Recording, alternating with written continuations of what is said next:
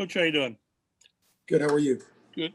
Just the numbers say one thing, but when you guys have trailed, like the last three games, the halftime, the first half, can you point to anything that's not worked in these games where the defense has struggled coming out of the gate? No, I don't think it's ever one thing. I just look at execution of each individual play, and I think that's important to look at. With the breakdowns, we actually looked at it last week prior to our game just to see what it was, and we really looked at it hard. And we said that, hey, it's really about execution, and we got to be on our fundamentals and keys, throughout the course of the game. And it's about that consistency of doing that. And we're going to work hard this week to get that done. We're going to set up practice a little bit differently for the defensive guys, just to kind of emphasize that. But that's really what it is. Is it frustrating that it's been 4 or 5 games like that? And didn't you get your act together, but it's 35-14 or 28-14? Yeah, I mean, every game's different, and every game comes out differently. The set of circumstances always changes, and you got to play what hand you're dealt with during the course of the game. And you're always trying to win the game. You're obviously always trying to come out and do a great job early and all the way through the game. And that's what we try to do. But it's the game of football, and you got to adjust and adapt as the course of the game unfolds. Jack Kiefer. Matt, where's Rocky Sin at? It's been a rough couple of weeks for him. Yeah, we're just in the process right now of Jonathan just got off the Zoom call with the corners, and like every player, we're working on his fundamentals and technique and where he is in terms of the top of the routes, and making sure his hands are down and making sure he does a good job with his technique and his RPMs, at the top of the route and early on, because we always say if you're good early, you'll be good late in the down.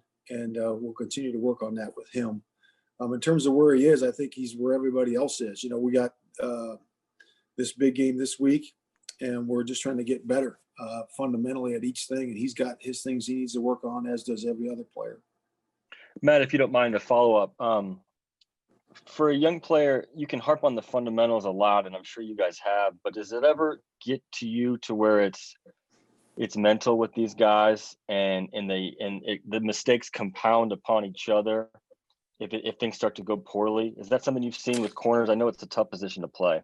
Yeah, I mean, it's the hardest position on the field to play other than quarterback, and it's it's obviously out there in the open like a quarterback is. So, for every position like that, corner or safety, you got to do a good job of really relying on your technique that you've learned. And it's got to be, like it's secondary nature for you to be able to execute that in the game. So a lot of times you'll see progress during the course of practice, OTAs, minicamp, training camp, all that, and even during the course of the year.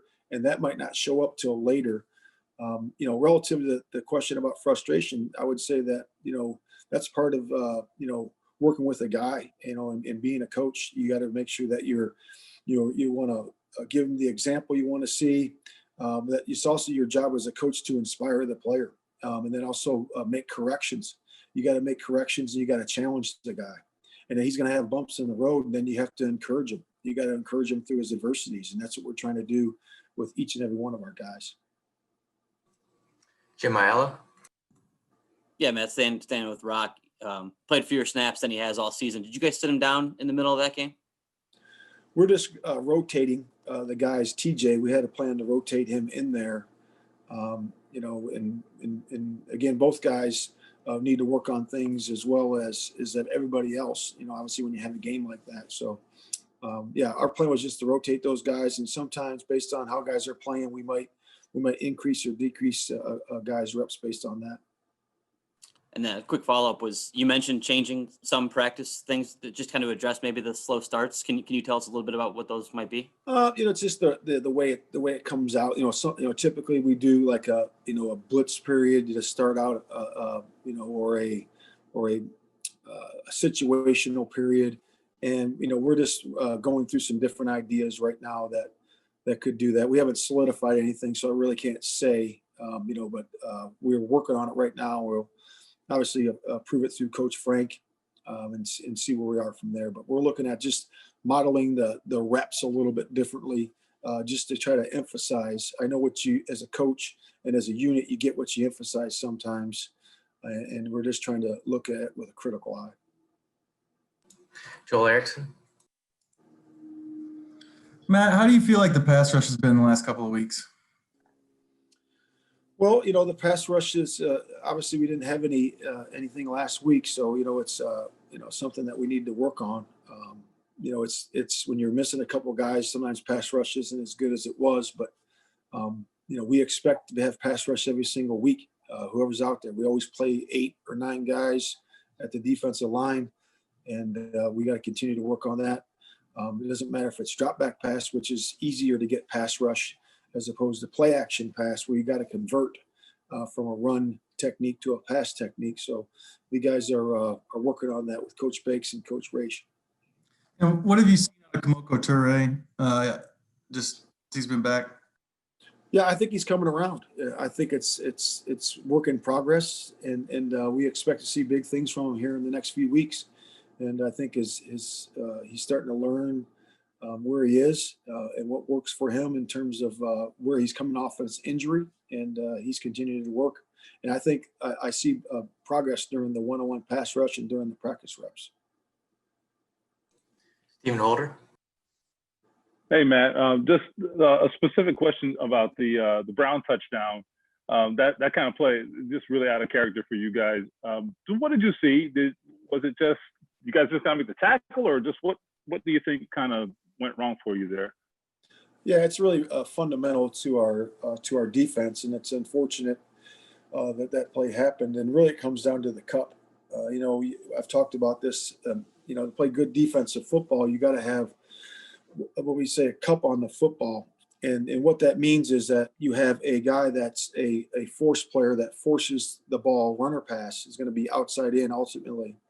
And then a guy that's an inside out player that's going to be the apex player. Okay. And then you have other guys that pursue to the play that's also inside out. So you essentially have a cup on the football, runner pass every single time.